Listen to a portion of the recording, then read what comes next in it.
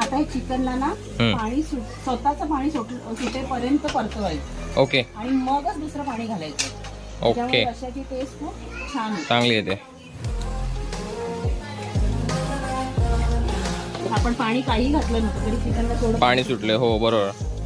त्याच्यामुळे पाणी न टाकता पण एवढं पाणी सुटले बघा. आम्हाला मीठ घालते.